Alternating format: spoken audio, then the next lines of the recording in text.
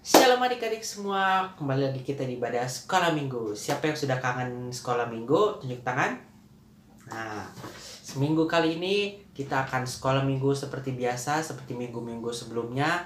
Jadi adik-adik di rumah, sebelum kita sekolah minggu, adik-adik sudah nyanyi-nyanyi dulu, nyanyi sekolah lagu-lagu sekolah minggu, dan kemudian setelah itu baru nonton Bang Jo gitu ya. Jadi di sini Bang Jo cuman mau menceritakan cerita sekolah minggu aja gitu ya. Oke.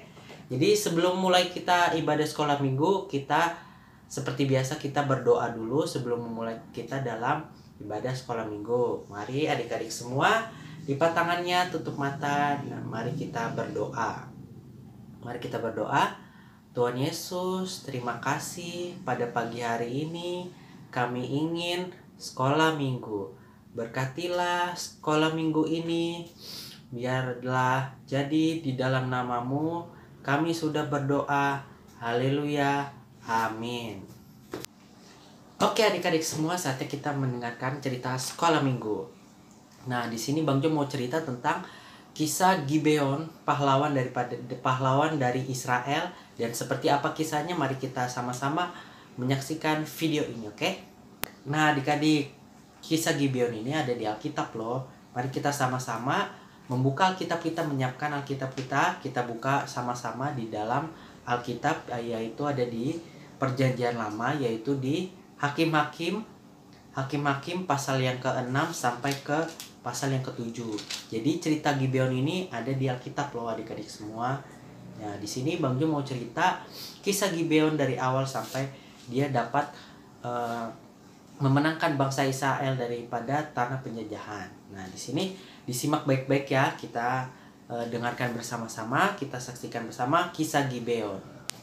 Nah, adik-adik, cerita ini diawali oleh yang di ayat yang pertama, tetapi orang Israel melakukan apa yang jahat di mata Tuhan, sebab itu Tuhan menyerahkan mereka ke dalam tangan orang Midian selama 7 tahun. Nah, di sini cerita diawali oleh bangsa Israel yang melakukan hal-hal kejahatan, maka Tuhan mendatangkan orang Midian untuk menjajah bangsa Israel selama 7 tahun. Nah, di situ lama banget ya adik-adik, selama 7 tahun bangsa Israel dijajah sama orang Midian.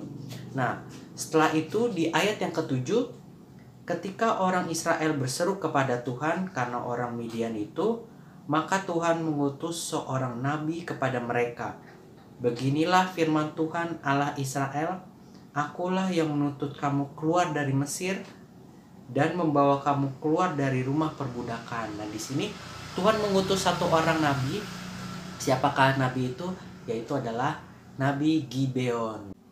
Di ayat yang ke-12 di sini, malaikat Tuhan menampakkan diri kepadanya dan berfirman kepadanya, demikian Tuhan menyertai engkau, ya pahlawan yang gagah yang berani.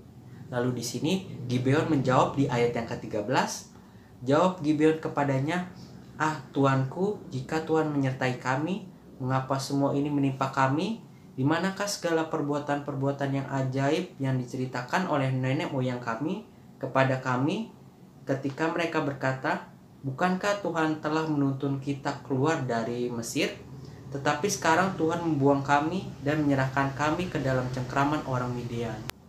Dan reaksi Gideon kepada Tuhan yang menyuruh dirinya untuk menyelamatkan bangsa Israel dari tangan Midian, yaitu di ayat yang ke-15, tetapi jawabnya, ah Tuhanku, dengan apakah akan kuselamatkan orang Israel?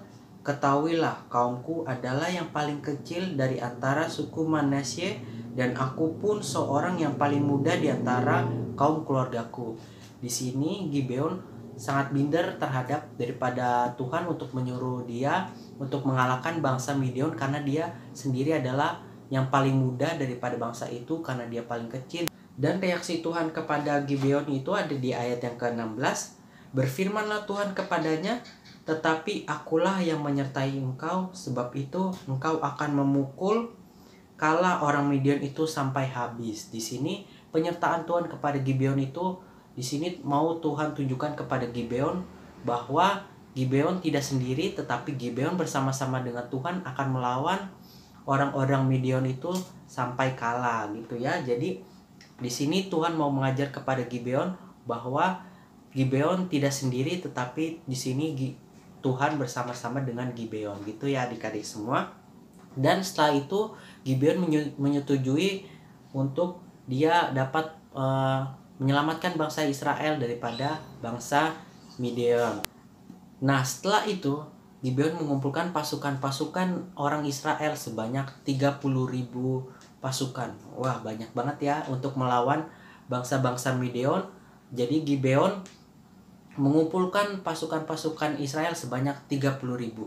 Dan apakah reaksi Tuhan terhadap Gibeon yang mengumpulkan pasukan-pasukan sebanyak itu? Tuhan menyuruh kepada Gibeon untuk mengurangi pasukan-pasukan itu. Dan Tuhan berfirman kepada Gibeon seperti ini di ayat yang ketiga, maka sekarang serulah kepada rakyat itu demikian, siapa yang takut dan gentar, biarlah pulang, nyalah dari pegunungan Gilead, lalu pulanglah 20.000 orang dari rakyat dan tinggal 10.000 orang. Nah di sini Tuhan menyuruh Gibeon untuk berkata kepada pasukan-pasukannya itu untuk pulang kalau misalkan takut untuk menghadapi bangsa-bangsa Midian. Dan di sini tersisa tinggal 10.000 pasukan dari 30.000, sisa 10.000 pasukan. Nah setelah itu apakah ini cukup untuk melawan bangsa Midian?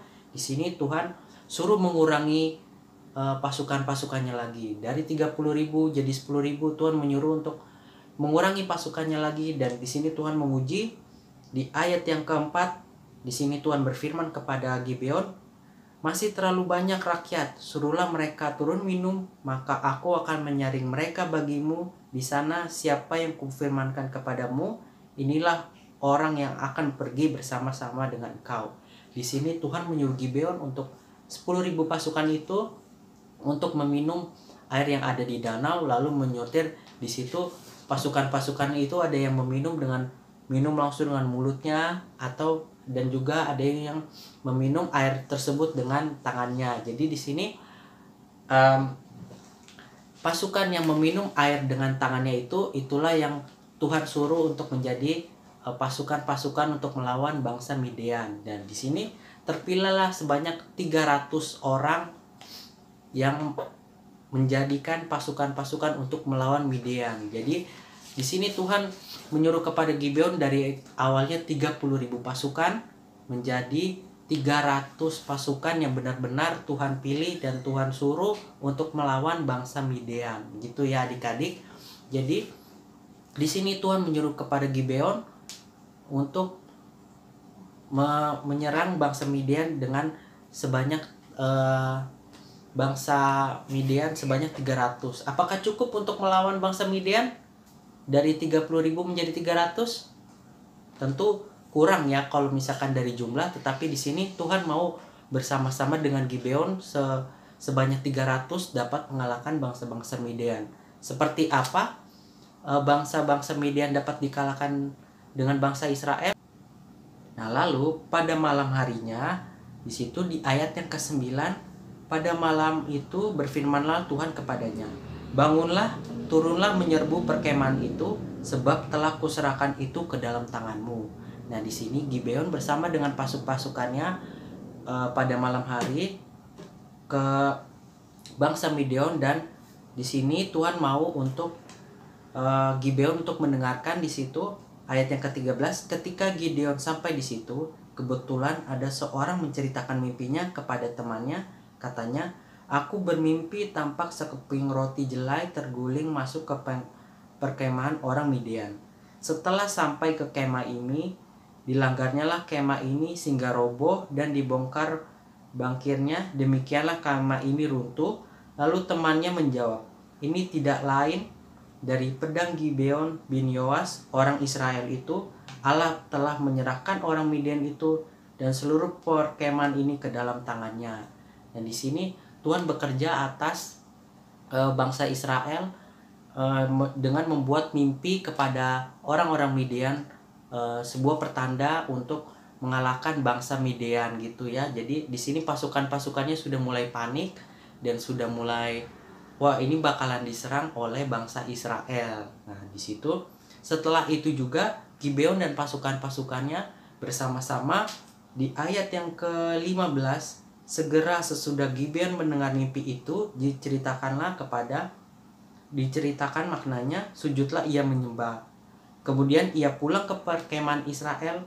Lalu setelah itu mereka dan pasukan-pasukannya menyerbu bangsa Midian dengan di ayat yang ke-16, dibaginya lah 300 orang itu dalam 3 pasukan, dan ke tangan mereka semuanya diberikan sangkakala dan juga buyung kosong dengan suluh di dalam buyung itu. Nah, di sini 300 pasukan itu diberikan sangkakala dan juga buyung yang kosong itu untuk menyerang bangsa Midian. Nah, setelah 300 orang pasukan menyerang bangsa Midian, dan akhirnya bangsa Midian itu pun dikalahkan oleh bangsa-bangsa Israel yang cuman hanya 300 orang. Karena pada itu bangsa Midian itu sudah panik karena sudah diberikan tanda daripada Tuhan, sehingga di sini penyertaan Tuhan kepada bangsa Israel itu sangat terbukti gitu ya, kepada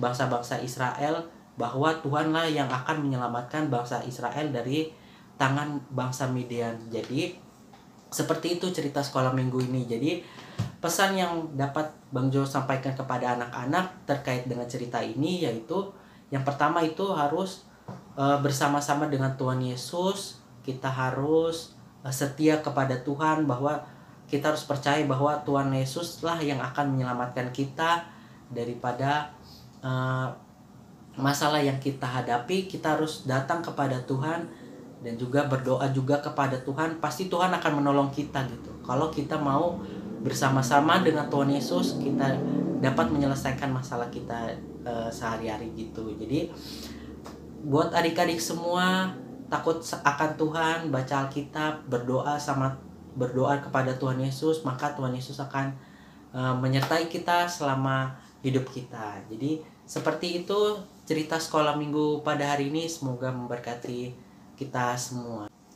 Nah adik-adik, jadi seperti itu kisah sekolah minggu pada hari ini, semoga memberkati kita semua. Dan saat ini kita akan menutup sekolah minggu kita di dalam doa. Nah adik-adik semuanya, lipat tangan, tutup mata, kita ingin mengakhiri sekolah minggu kita dengan doa. Oke adik-adik, tutup mata, lipat tangan, mari kita berdoa. Tuhan Yesus, terima kasih karena kami sudah mendengarkan cerita sekolah minggu. Berkatilah cerita sekolah minggu ini agar kami dapat mengerti cerita sekolah minggu ini dengan baik.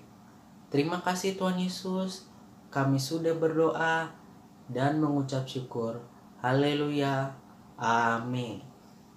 Nah, terima kasih adik-adik yang sudah menonton video ini. Semoga memberkati kita semua ya adik-adik. Shalom.